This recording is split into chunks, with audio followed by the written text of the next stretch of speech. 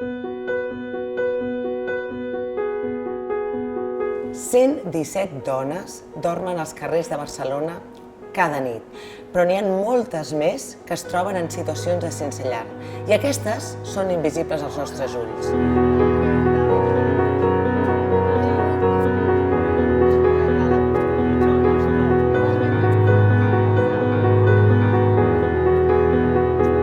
Recién llegada aquí a Barcelona, lo primero que me tocó fue llegar a casa de una señora que yo llegaba en las noches cuando ella regresaba de trabajar. Ella me permitía entrar a su casa, pues solo a dormir, y a cambio yo tenía que hacerle el aseo.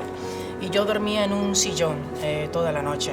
Totes les dones, sense importar la seva condició, mereixen que respectin els seus drets, disposar de la seguretat d'una llar, estar protegides de la violència i de les agressions i tenir l'oportunitat de viure de forma autònoma i sense dependre de ningú. Vivint al carrer, elles són les més vulnerables i per això són tan importants per a CIS.